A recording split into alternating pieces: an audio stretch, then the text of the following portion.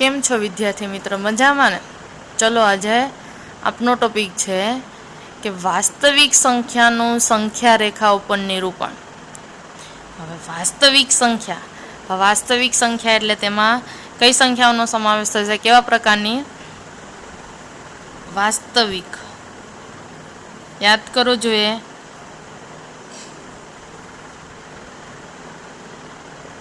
વાસ્તવિક સંખ્યામાં સમય સંખ્યા અને અસમય સંખ્યા. તો પહેલાં આપણે વાસ્તવિક સંખ્યાનું સંખ્યા રેખા ઉપર નિરૂપણ કરવું, મતલબ કે સમય સંખ્યા અને અસમય સંખ્યાનું સંખ્યા રેખા ઉપર નિરૂપણ. તો સંખ્યા રેખા ઉપર નિરૂપણ મતલબ કે દર્શાવવું. તો હવે આપણે પહેલાં સમય સંખ્યાનું સંખ્યા રેખા ઉપર નિરૂપણ જોઈએ ને પછી અસમય સંખ્યાનું. તો આજે આપણે સમય સંખ્યાનું સંખ્યા રેખા ઉપર નિરૂપણ.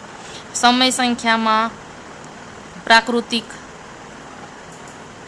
પૂર્ણ, પૂર્ણાંક, પછી દશાંશ અભિવ્યક્તિમાં શાંત, દશાંશ અભિવ્યક્તિ,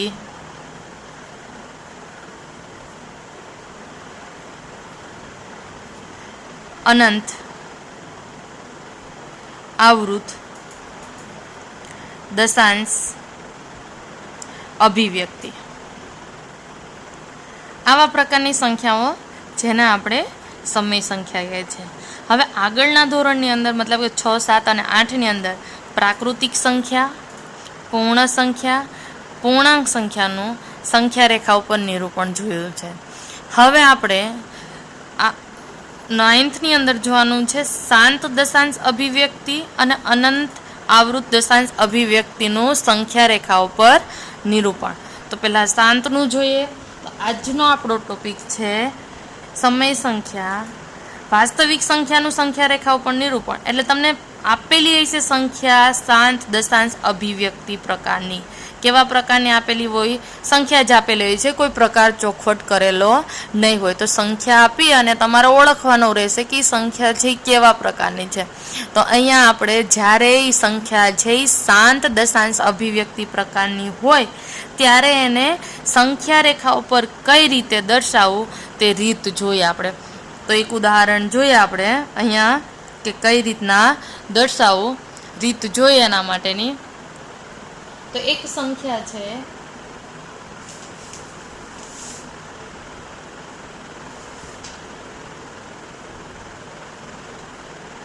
કોઈ પણ લઈએ આપણે 3.521. આ સંખ્યા છે એનું સંખ્યા રેખા ઉપર નિરૂપણ. આપણો એવો સવાલ હશે કે 3.521નું સંખ્યા રેખા ઉપર નિરૂપણ કરો. સંખ્યા રેખા ઉપર નિરૂપણ કરવું શાંત દશાંશ અભિવ્યક્તિ પ્રકારની સંખ્યા, એટલે આવી સંખ્યાનું સંખ્યા રેખા ઉપર નિરૂપણ કરવું ત્યારે તમને ટોપિક આપેલો હોય છે કે વિપુલ દર્શિતા પદ્ધતિની મદદથી. આ જે એનો રીત છે એનું નામ આપેલું છે કે વિપુલ દર્શિતા પદ્ધતિ. શાંત દશાંશ અભિવ્યક્તિ પ્રકારની સંખ્યાનું સંખ્યા રેખા ઉપર નિરૂપણ કરવું તે પદ્ધતિનું નામ શું છે કે વિપુલ દર્શિતા પદ્ધતિ. તો જોઈએ આપણે શાંત દશાંશ અભિવ્યક્તિ પ્રકારની સંખ્યાનું સંખ્યા રેખા ઉપર નિરૂપણ મતલબ કે વિપુલ દર્શિતા પદ્ધતિ કઈ રીતના આપેલ સંખ્યાનું સંખ્યા રેખા ઉપર નિરૂપણ કરવું તે જોઈએ. તો અહીંયા તમને આપેલું છે કે 3.521. તો સૌથી પહેલાં તમારે 3ને સંખ્યા રેખા ઉપર, 3 જ, તો તમે 3ને સંખ્યા રેખા ઉપર કઈ રીતના દર્શાવો? ખાલી 3, બાકીનું ભૂલી જાઓ. તમારે સૌથી પહેલાં પોઈન્ટની ડાબી બાજુની સંખ્યાનું સંખ્યા રેખા ઉપર નિરૂપણ કરવાનું થશે. ક્રમશઃ તમારે સંખ્યા રેખા દોરવાની થશે. તો સૌથી પહેલાં કઈ સંખ્યાનું કરવાનું થશે? દશાંશ ચિહ્નની ડાબી સાઈડ જે સંખ્યા હોય, તો અહીંયા 3 છે એટલે 3 છે, 2 અંકની હોય 4 અંકની હોય એનાથી કશો જ મતલબ નથી. એ સંખ્યા તમારે જોઈ લેવી કે કઈ છે. તો અહીંયા 3 છે, તો 3નું સંખ્યા રેખા ઉપર નિરૂપણ કઈ રીતના થાય? ખાલી હું તમને કહું કે 3નું સંખ્યા રેખા ઉપર નિરૂપણ કરો. તો આપણે સંખ્યા રેખા બધાને ખબર છે કે સંખ્યા રેખાની અંદર સંખ્યા રેખાની ડાબી સાઈડ અને જમણી સાઈડ 0ની જમણી સાઈડ ધન સંખ્યાઓ, આવી રીતના સંખ્યાઓ આવેલી હોય છે, અને 0ની ડાબી સાઈડ ઋણ સંખ્યાઓ.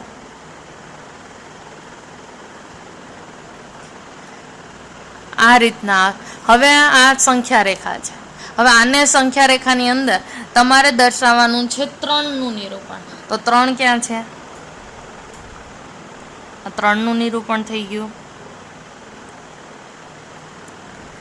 હવે 3.5 વિચારો, 3.5 21, આપણે ખાલી એક જ અંક જોઈએ 3 પોઈન્ટ, તો 3.521 થી 3 કરતાં મોટી સંખ્યા છે કે નાની સંખ્યા છે? તો 3 કરતાં મોટી છે એટલે કોની વચ્ચે આવે? 3 અને 4ની વચ્ચેની સંખ્યા છે.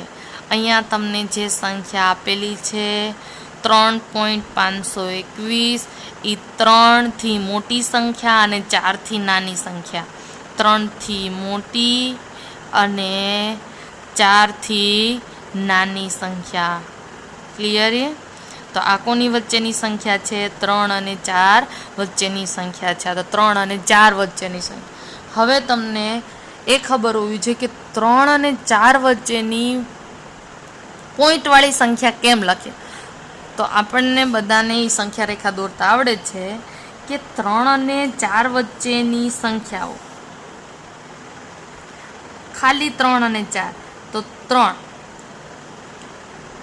એટલે 3.0, 3.1, 3.2, 3.3, 3.4, 3.5, 3.6, 3.7, 3.8, 3.9 અને 3.9 પછી 10 એટલે કેટલા ગણાય? 4 ગણાય. એક ઉમેરાઈ જશે 3માં એટલે કેટલા થઈ ગયા? 4. હવે જો કે અહીંયા 3 અને 4ની વચ્ચે તમારે 3.5 જોવાનું છે કે 3.5 ક્યાં છે? તો આ છે 3.5. તો હવે અહીંયા 3.5 પછી 21 છે, મતલબ કે 5 અને 6ની વચ્ચેની સંખ્યા હોય. તો અહીંયા તમારે આ જે સંખ્યા છે એ કોની વચ્ચેની હોય? 3.5 પછીની સંખ્યા. 3.5 એટલે આપણે આપણી લેંગ્વેજમાં 3.5 કહે છે. આ બંને વચ્ચેની સંખ્યા હોય.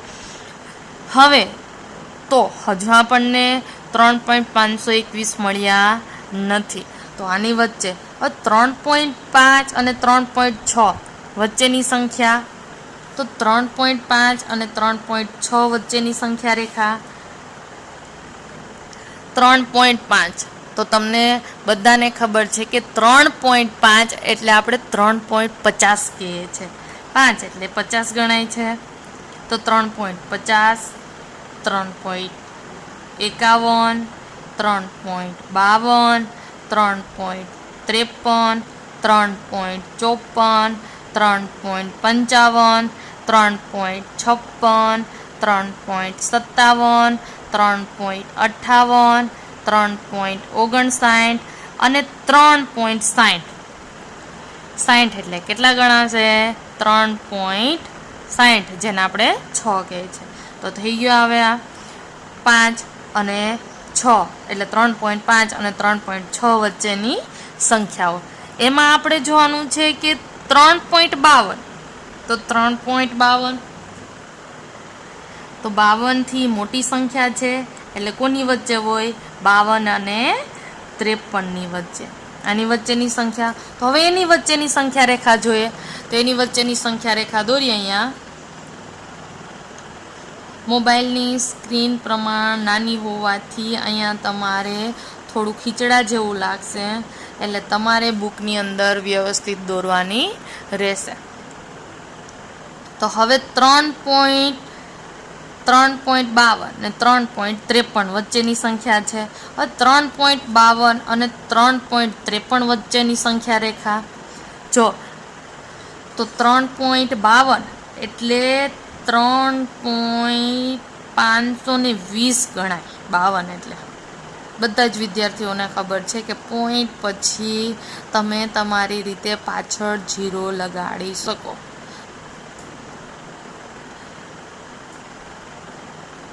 3.521, 3.522, 3.523, 3.524, 3.525,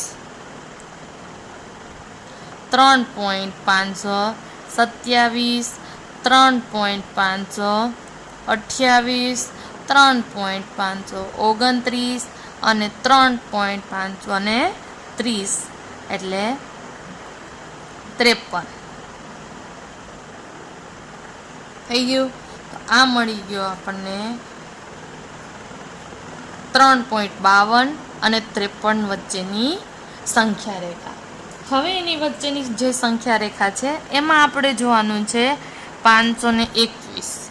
તો 521 આ મળી ગઈ છે, આપણી સંખ્યા મળી ગઈ છે એટલે એનું નિરૂપણ થઈ ગયું. મળી ગઈ છે એટલે એનું શું થઈ ગયું? નિરૂપણ. એવે આ રીતે તમે કોઈ પણ સિમ્બોલ સાથે એને હાઇલાઇટ કરી શકો. હવે તો આ કોની વચ્ચેની સંખ્યા? હવે તમારે એટલી સંખ્યા રેખા થઈ છે. અહીંયા ક્યારેક વધારે થશે, ક્યારેક ઓછી થશે, જેવી સંખ્યા એના ઉપર નક્કી થશે.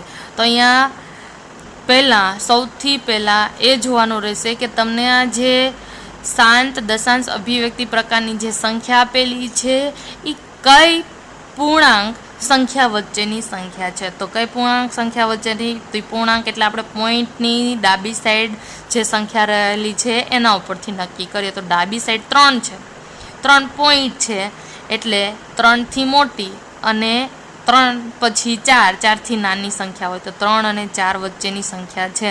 તો 3 અને 4 વચ્ચેની. તો હવે 3 અને 4 વચ્ચેની સંખ્યા રેખા દોરવાની રહેશે. તો આ થઈ ગઈ 3 અને 4 વચ્ચેની સંખ્યા રેખા. અહીંયા 3 છે અને આ 4 છે, એની વચ્ચેની સંખ્યા રેખા. એના પછી આપણે 3.5 હતા તો 3.5, તો 3 અને 4 વચ્ચેની સંખ્યા રેખા દોરી લ્યો. પછી 3.5 જો તો હજુ અહીંયા તમને 3.521 છે તો એ 3.5 અને 3.6 વચ્ચેની સંખ્યા રેખા દોરવાની રહેશે. તો આ 3.5 અને 3.6 વચ્ચેની સંખ્યા રેખા છે. હવે એના પછી હજુ આપણને સંખ્યા નથી મળી. અહીંયા 3.521 છે તો આપણને 52 મળ્યા છે. તો 52 અને 53 વચ્ચેની સંખ્યા રેખા દોરવાની રહેશે. તો આ મળી ગયા આપણને 52 અને 53 વચ્ચેની સંખ્યા રેખા. એ બંનેને જોડી દેવાના રહેશે. જ્યાં 52 હોય ત્યાં 52 અને જ્યાં 53 હોય ત્યાં 53. આવી રીતના જોડવાનું રહેશે. આ છે શાંત દશાંશ અભિવ્યક્તિ પ્રકારની સંખ્યાનું સંખ્યા રેખા ઉપર નિરૂપણ. આવી રીતના તમારે સંખ્યા રેખા દોરી અને છેલ્લે અહીંયા એનું નિરૂપણ કરવાનું રહેશે. તો અહીંયા તમને મળી ગઈ છે 3.521. તો 3.521 જેટલી સંખ્યા રેખા થાય એટલી દોરવાની રહેશે. પેપરમાં તમારે આવી રીતના સંખ્યા રેખા દોરી અને દર્શાવવાની રહેશે. હવે અહીંયા એ જે શાંત દશાંશ અભિવ્યક્તિ પ્રકારની સંખ્યાનું સંખ્યા રેખા ઉપર નિરૂપણ કરવું એ પદ્ધતિ એટલે વિપુલદર્શિતા પદ્ધતિ. હજુ એક ઉદાહરણ જોઈએ કોઈ પણ સંખ્યાનું. તો એક સંખ્યા લઈએ.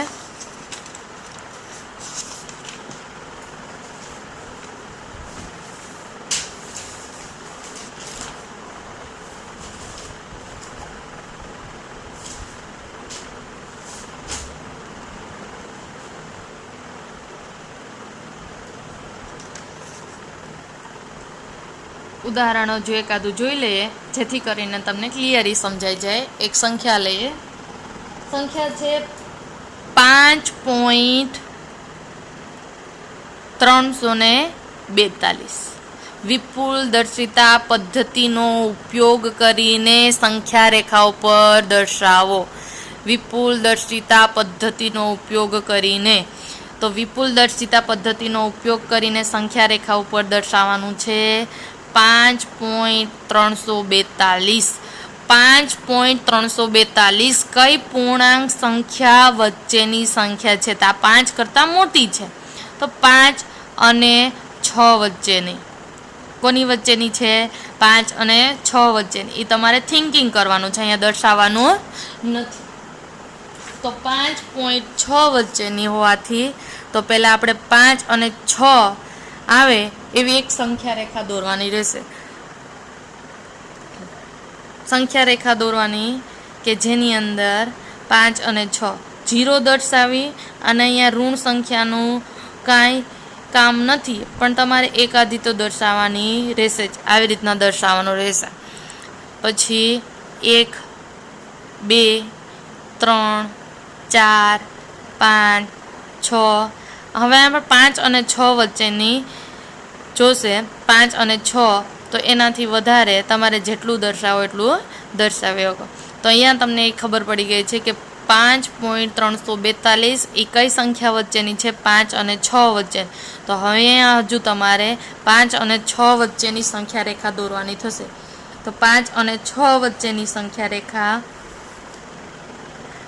5, 5.1, 5.2, 5.3, 5.4, 5.5, 5.6, 5.7, 5.8, 5.9, પછી 6. આ મળી ગયું 5 અને 6 વચ્ચેની સંખ્યા રેખા.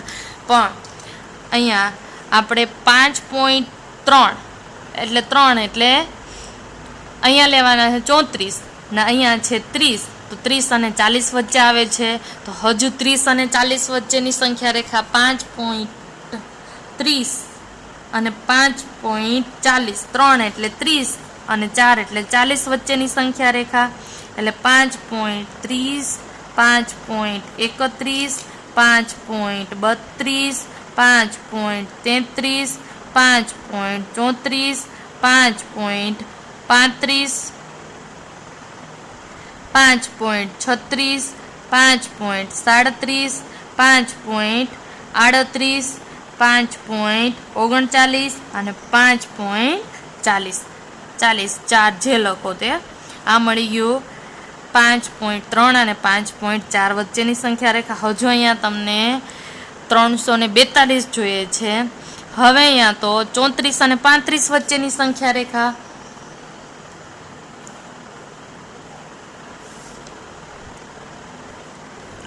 તો 34 એટલે 340.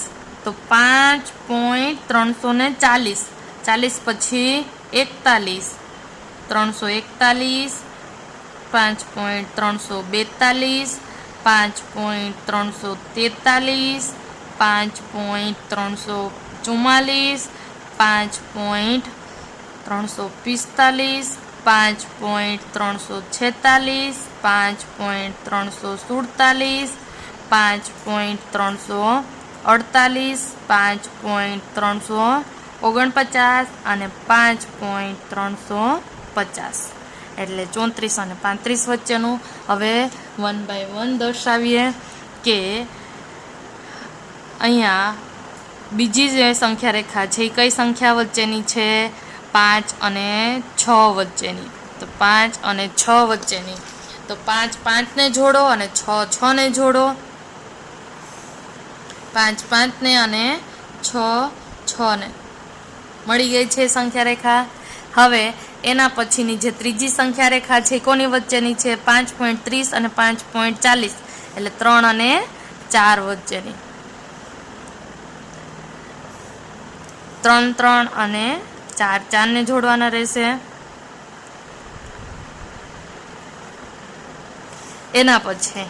એના પછીની જે ચોથી સંખ્યા રેખા છે કોની વચ્ચેની છે? 34 અને 35 વચ્ચેની. તો 34 એટલે 340 અને 35 એટલે 350. હવે આપણે જે સંખ્યાનું નિરૂપણ કરવાનું છે એ સંખ્યા ગોતો જોઈએ. ક્યાં છે? આ રહી છે આપણે 5.342. તો આ મળી ગઈ છે આપણને શાંત દશાંશ અભિવ્યક્તિ પ્રકારની સંખ્યા. તો આ થઈ ગયું એનું નિરૂપણ. સૌથી સહેલું છે, પણ ખાસ યાદ રાખજો કે અહીંયા એક જ સંખ્યા રેખામાં ખીચડો કરવાનો નથી. એક પછી એક એની અંદરની સંખ્યા રેખા અલગ અલગ દોરવાની રહેશે.